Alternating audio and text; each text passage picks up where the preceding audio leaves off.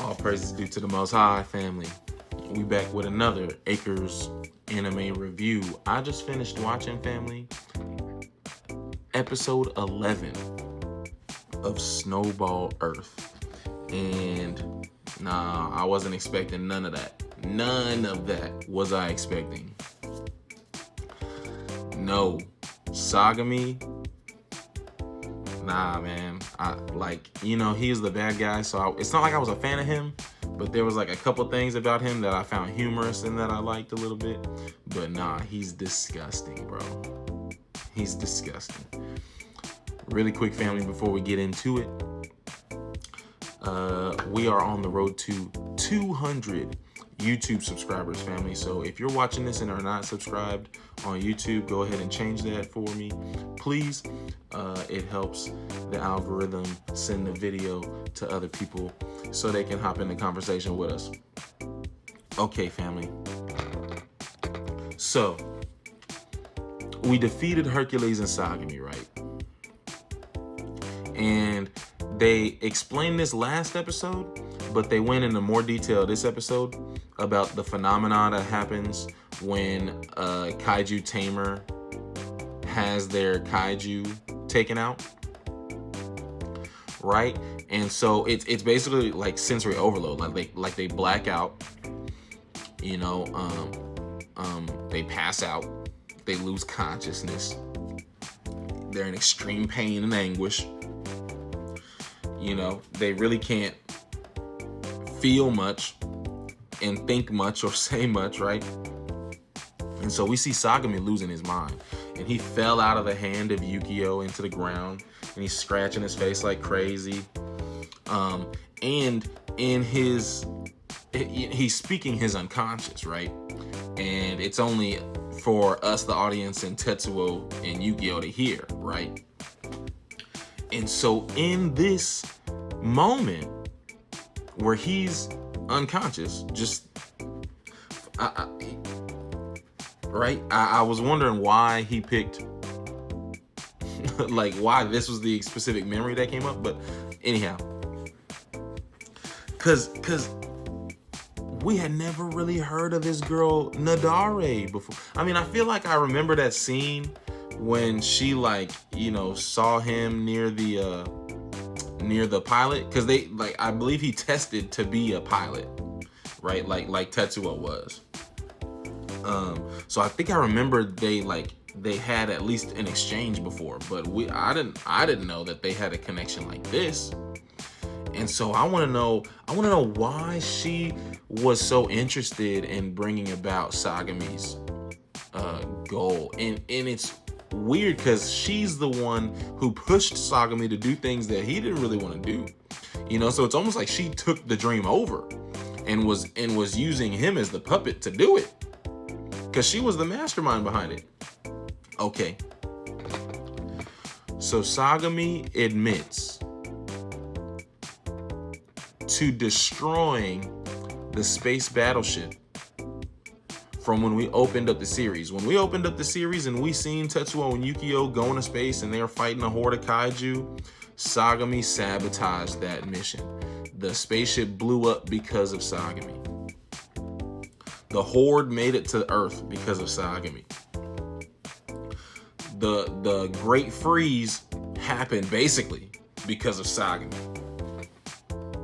Right?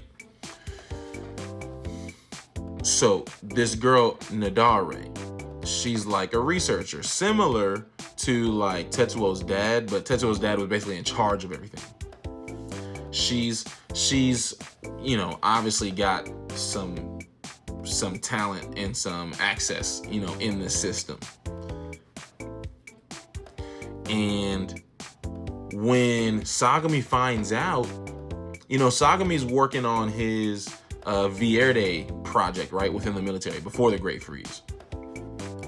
And he basically finds out, hey man, we're shutting down all the side programs because we're gearing up for this final battle. We're sending Yukio and Tetsuo to space. There's a horde on the way, and we're putting all our resources into it to make sure this is the last time we have to fight these kaiju. Sagami loses it, and in that he shouts to Nadare. I guess she heard the whole conversation because he was talking to her through the watch. And she like replied instantly, right? So I guess she heard that conversation and she had a plot ready. She was like, let's just destroy the spaceship. Let's just sabotage the spaceship. And then they can't be the savior. And then you'll be the only one to be the savior. And he's kind of scared about it because he's like, that's a lot of people we're going to take out. And she's like, what, are you tripping about the number or what? And Sagami's like, well, yeah, I have already, done that. So what's doing more of it?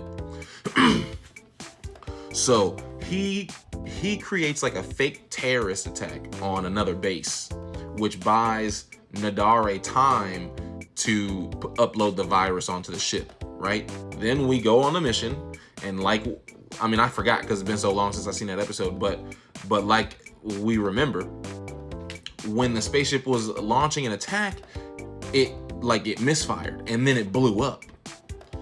And that's what made Tetsuo like lose it, and then he got overwhelmed and he couldn't handle 20,000 kaiju on his own.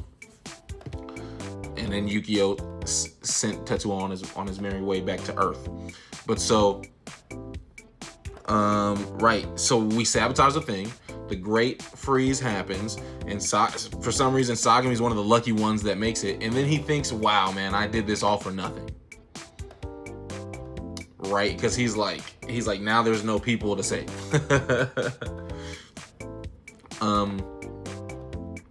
So Tetsuo hops out. Now we're back in real time. Tetsuo hops out of Yukio and wants to talk to Sagami face to face. Of course, he's not really there. He's not really fully conscious, but he is kind of replying. And Tetsuo's telling him like, "Hey man, why do you want to be a savior so bad?" And we got Sagami's backstory and blah blah blah, whatever. It's not really like his actions were so disgusting. The backstory doesn't matter anymore. So they're having a back and forth about wanting to be the savior and not wanting to be the savior, right? And basically the conversation ends with Tetsuo saying, which I'm curious what this means next episode. The conversation ended with Tetsuo telling Sagami, "You go ahead and be the savior. I don't want to be the savior. You can take it." And so I don't know what that means. Yeah, Sagami's in terrible shape, but also it's like he is as mediocre as he kept saying he was. I think this is the last thing I want to mention about this episode. One other thing I forgot, one slight detail I forgot, when Tetsuo saved Sagami, his firearm misfired, and so he was empty. And so he would have died had Tetsuo not saved him in that moment, which made his complex more intense. But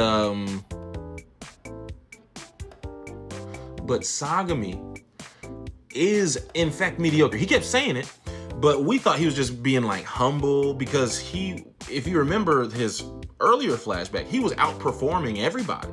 He was like the standard. He was the blue chip of his class